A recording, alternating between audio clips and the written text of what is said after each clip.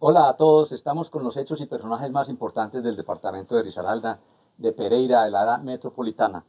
Estamos aquí con el ingeniero Hernán Roberto Meneses, una persona muy estudiosa, muy preparada, conoce muy bien la ciudad, la región, el país y parte del mundo por sus estudios y por sus viajes. Pero dejemos que sea Hernán Roberto Meneses quien nos cuente quién es Hernán Roberto Meneses, qué estudió Hernán.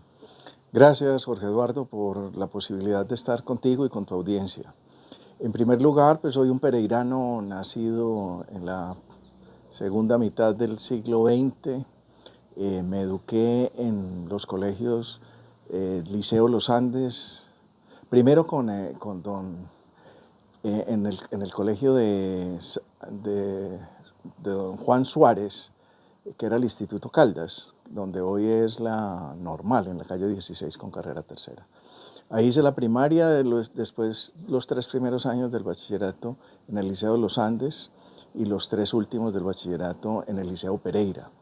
Cuando era rector del Liceo Pereira, César Gaviria, que retomaron el colegio, que estaba en una crisis y se formó una generación de personas realmente interesantes.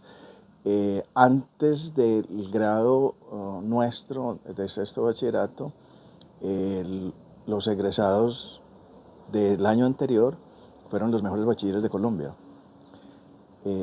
Esa posta no la pasaron a nosotros. Yo fui el mejor bachiller de Risaralda, pero no, tampoco teníamos pues para llegar a ser los mejores de Colombia. El colegio tuvo pues una época supremamente interesante. Después pasamos a la Universidad Tecnológica, hice ingeniería eléctrica, después estudié en EAFIT, hice una especialización en finanzas, después hice un diplomado en ciencias humanas y otro en ciencias políticas. Ese es, digamos, pues a grandes rasgos mi ridículo vitae, como dice un amigo. No diga eso, que eso nos pasa mucho en Pereira de decir así, cuando uno se ha esforzado, cuando ha estudiado, cuando ha tenido logros, y eso es lo muy importante porque eso es lo bueno de este método, que la gente sepa por qué usted está haciendo propuestas interesantes, y las propuestas no lo puede hacer alguien que no haya estudiado y no se haya preparado. Y en su trayectoria laboral, ¿cómo le ha ido? Bueno, mis primeros años fueron en Planeación Pereira, siendo estudiante de ingeniería eléctrica. eh, Asistía a Planeación Pereira en la elaboración de los estudios de semaforización. Después, cuando me gradué, dirigí los estudios de semaforización. Los primeros semáforos que se instalaron en Pereira los instalamos nosotros en el gobierno de Gustavo Orozco Restrepo. Y después continué allí y llegué a ser subdirector de planeación. Nos tocó la elaboración del plan de desarrollo Mendoza y Olarte. Y para esas calendas pues, se propuso el viaducto Pereira Dos Quebradas, que es evidentemente pues, una realidad que dejó los estudios de Mendoza y Olarte, como otras vías supremamente importantes y otros planteamientos que se hicieron en ese documento. Después me fui a Empresas Públicas de Pereira y dirigí el Departamento de Energía, que pues, hoy diríamos sería como ser el gerente del servicio de energía de la ciudad, eh, pues con todas sus subestaciones, con todas sus líneas de transmisión de mediana a alta tensión, con las centrales hidroeléctricas, etc. Allí estuve un par de años y después fundé una empresa de ingeniería que se llamó IES Limitada y durante más de 12 años contraté con diversas entidades y con el sector privado. Uno de los proyectos que más me orgullece en hacer es la ampliación de la planta de cartones y papeles de Risaralda, cuando la planta pasó a tener una máquina que andaba a 100 metros por minuto, con don Abraham Levy. Ese fue uno de los proyectos industriales más importantes que yo realicé y agradezco a don Abraham y a la familia Levy el haber tenido la oportunidad de hacer esos trabajos. Eh, Hicimos muchas líneas de transmisión, muchas urbanizaciones, edificios por más de 15 años. Después me fui al Ministerio de Comunicaciones como asesor del ministro de Comunicaciones. Me tocó una época supremamente febril porque pues era la llegada del Internet, la llegada de la telefonía celular, la transformación que implicaba la Constitución del 91 y todo ese proceso de la ley que transformó los servicios públicos en Colombia, la ley 142. Y allí fue cuando regresé a Pereira y trabajé contigo, siendo tú mi jefe como gerente de las empresas públicas de Pereira, y formamos parte de ese equipo que trabajó por la decisión de las empresas públicas y posteriormente eh, tuve una empresa de telecomunicaciones que proveía servicios de internet a las áreas rurales y a empresas vía inalámbrica, y posteriormente licité el recaudo de Megabús. Sin embargo, después de trabajar un año en ese proyecto y de gastarme una fortuna, decidimos no participar, que creo que fue una decisión que fue compleja, pero creo que fue una buena decisión. Después fui asesor de empresas de servicios públicos y por último fui secretario de planeación de Manizales en el gobierno de Carlos Mario Marín, obvio en Manizales, y fui subdirector de Infimanizales, un instituto que provee financiación al desarrollo económico en la ciudad de Manizales, un modelo en el que ya había trabajado en Pereira, también en Infi Pereira, y lo hice también en Infi Manizales. Con eso cerré, digamos, mi vida laboral, me retiré y ahora estoy dedicado a los nietos, a los hijos, a estudiar, a disfrutar de estos años y de promover un proyecto que algunos seguramente me han escuchado, sobre un tren de alta velocidad entre Cali y el eje cafetero. Bueno, Hernán Roberto, pero no se quede tan tranquilo, así que ya va a descansar, porque yo creo que es mucho trabajo. Viene una temporada política, candidaturas a alcaldía, a gobernación, y no podemos permitirnos que lleguen la gente con caprichos de vamos para allá sin que haya un plan y una proyección de qué es lo que realmente necesita la ciudad, y usted es un gran experto. Hago una pausa a todo eso porque en el tema que usted habló de empresas públicas, cuando tuve ese gran honor de trabajar contigo, pues hay algo muy importante. En ese tema de la redefinición empresarial, la decisión de las empresas, pues vamos a tener otro capítulo, porque Juan Manuel Arango nos dio la oportunidad de trabajar, de estudiar eso, y es algo histórico para la ciudad haber hecho eso, y hoy los buenos resultados que da la encuesta, como vamos, dice que todo eso que se hizo valió la pena. Y lo importante de su experiencia de Manizales, los que hemos vivido allá, en mi experiencia también laboral allá, Chonta, Fabián Arbolante, Le Café, yo en la CHEC, y tu experiencia en Infimanizales y en el municipio, pues hace que cuando uno también conoce otras ciudades, le abre un open mind. Entonces todas esas cosas va a ser producto de una serie de historias que vamos a contar los dos acá, que es muy importante. Muchas gracias. Quisiera agregar una cosa que pues fue un pasaje importante de mi vida que no les conté, y es que fui candidato o precandidato, o mejor, a la alcaldía de Pereira y a la Cámara de Representantes, motivado por Mocus, que me llevó a la política partidista, a hacer política, y estuve pues de precandidato a la alcaldía y de precandidato a la Cámara de Representantes. Bueno, y busquemos más porque pues si la gente no aspira, pues vendrán los que se quieren acomodar, y nosotros necesitamos gente pensante para eso. Entonces, hablemos de algo que usted habló hace muy poco con nuestro colega Luis García, sobre algo que se llama la perspectiva Pereira 2054. Ya tuve la oportunidad de tener en este espacio a David Giraldo por parte de la alcaldía, a Jimena González y a Víctor Baza por Camacol, pero oigámoslo a usted como experto, ¿cuál es su perspectiva de la prospectiva Pereira 2054? No, los estudios de perspectiva son supremamente importantes, y la referencia que yo quisiera traer es la de Antioquia, la mejor esquina de Sudamérica. Ese trabajo, recordemos, fue dirigido por el doctor Gilberto Echeverry Mejía. Y recuerdo mucho una presentación a la que asistí, que él empezaba diciendo algo así como esto. Estamos trabajando por la prospectiva de Antioquia, hemos llamado a las personas más capacitadas, con mayor formación del departamento, hemos trabajado más de 5.000 horas en este proyecto y esto es en lo que vamos. Y arrancaba pues un estado del arte de cómo iban. ¿Qué dijo Antioquia, la mejor esquina de América? Definió Antioquia como un país y la necesidad de que se conectara al Caribe y la necesidad de que se conectara al Pacífico.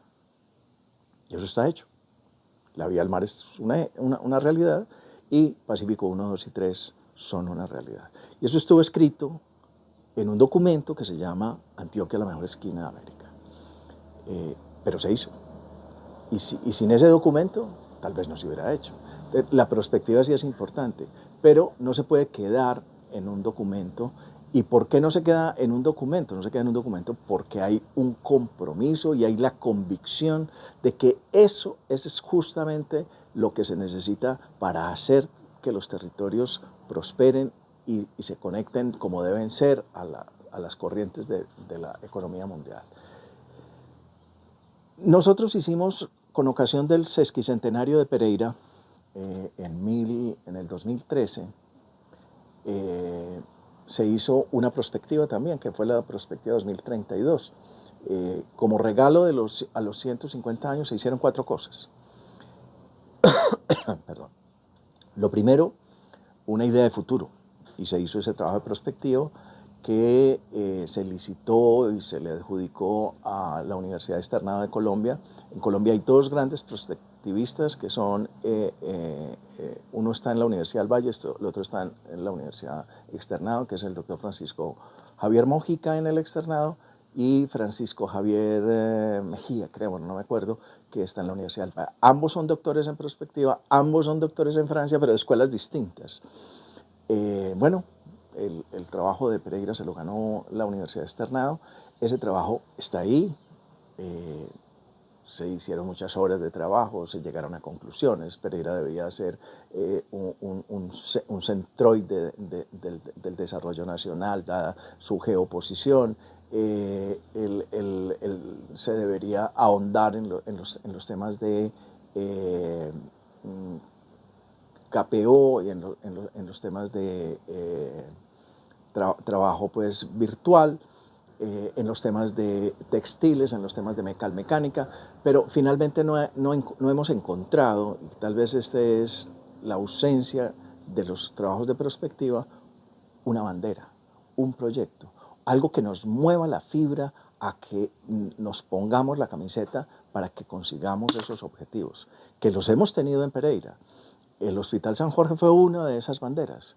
Nadie dijo el Hospital San Jorge no es importante.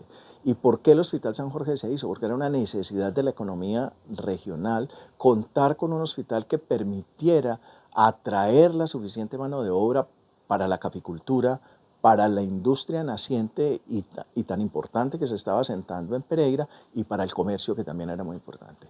Esa explosión, esa eclosión de la economía requería atraer mano de obra y una manera de atraerla era de brindarle un buen hospital.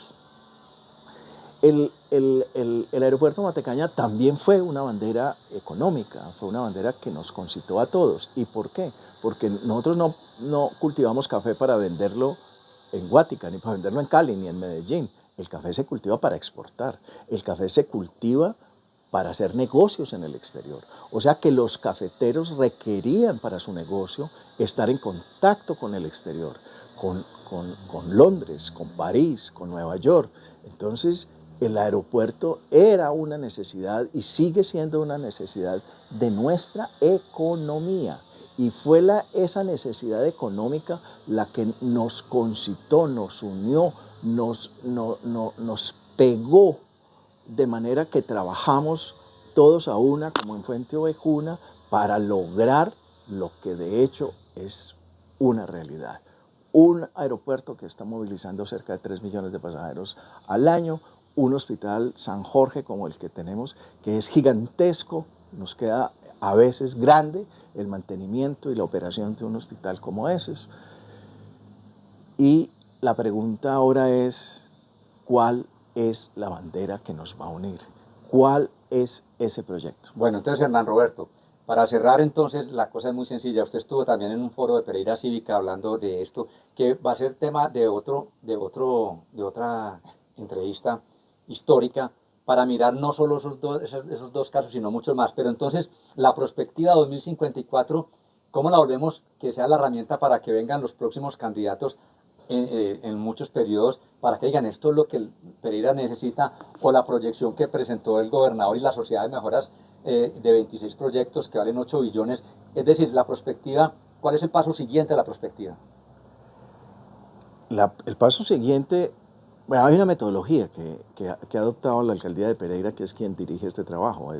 Ya concluyó la primera parte, que es escuchar a los ciudadanos. Cerca de 10.000 personas llenaron unos formularios, cerca de 400 expertos se reunieron en 10 mesas, hay unas conclusiones.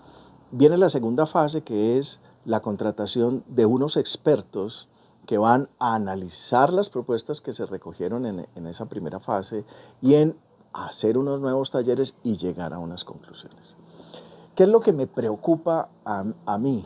Que no lleguemos a recoger una bandera que nos movilice económicamente y que se convierta en un motor de la transformación económica y social de Pereira. Yo he venido alentando la necesidad de que construyamos un tren de alta velocidad entre Cali y el eje cafetero. Como usted lo dice, yo he sido un estudioso de los problemas, de los asuntos del desarrollo regional.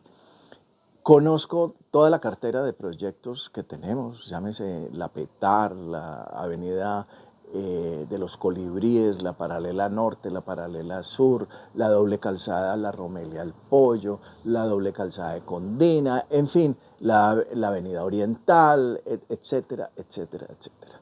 Ninguno de esos proyectos va a transformar y va a modificar nuestra economía. Hay evidencias económicas en la literatura de que el crecimiento está correlacionado con el tamaño de la población. O sea, en esta conversación supongamos que viene una persona de Santuario y le dice, venga, ustedes que están conversando sobre la perspectiva, ustedes, ¿por qué no me resuelven esta pregunta sencilla? ¿Cómo va a ser Santuario dentro de 100 años? Pues, yo me voy a atrever a responderle cómo va a ser Santuario dentro de 100 años. Igual o peor. Así, de simple. ¿Por qué? Pues porque Santuario es un municipio supremamente pequeño, donde hay muy pocas oportunidades y la población se va. No hay jóvenes. Y dentro de 100 años va a ser peor. Entonces, sí es posible saber qué va a pasar en el futuro. Pero es que nosotros creemos que somos Nueva York, y no, nosotros somos Pereira. Y si en vez de decir que viene alguien y nos pregunta cómo va a ser Santuario, nos pregunta cómo va a ser Pereira, también le vamos a decir, vamos a hacer igual o peor si no tomamos determinaciones importantes. Y hacerla petar y hacer esas vías no nos transforma. Nosotros tenemos que cambiar el tamaño de nuestra ciudad. Nosotros no podemos seguir siendo una ciudad de 500.000 habitantes, porque las tasas de crecimiento de las ciudades de 500.000 habitantes está probado en la economía del mundo, crecen al 1,5% anual. Pero ciudades como Bogotá, que tienen más de 5 millones de habitantes, crecen al 5% anual. Eso significa que una economía como la de Pereira se duplica cada 40 o 50 años y una economía como la de Bogotá se duplica cada 14 años. Y el asunto es muy sencillo. Mi querido Jorge Eduardo, ¿cuántos hijos tienes tú? 2. ¿Dónde viven? En Lisboa una y el otro acá. Y la de Lisboa fue que nos escuchó a nosotros conversar de que era más importante vivir en Europa que aquí. No, eso no hay que saberlo. La intuición nos dice que es mejor vivir en Nueva York, mejor vivir en Tokio, mejor vivir en Valencia, mejor vivir en Berlín, mejor vivir en Londres, mejor vivir en Bogotá, mejor vivir en Medellín. que es mejor vivir en grandes ciudades porque tienen tasas de crecimiento más altas, porque hay más oportunidades y ese crecimiento económico se distribuye entre los que viven en esas ciudades. Nosotros no podemos seguir apelando a que Pereira sea una ciudad de 500.000 habitantes. Mire, la tasa de crecimiento demográfico de Pereira, según el censo 2018, es 0,56% anual. Con esa tasa, Pereira duplicará su población dentro de 115 años. O sea, Pereira tendrá menos de 1.000.000 de habitantes, un poco menos de 1.000.000 de habitantes, dentro de 100 años. Pero ojo, si usted le pregunta a su abuelo, o a un abuelo como los de nosotros, que vinieron del sur de Antioquia, abuelo, ¿a usted cómo le parece Pereira? Le podría responder algo como esto. Mire, yo vine de Jericó, o de un pueblo del sur de Antioquia, de Salamina.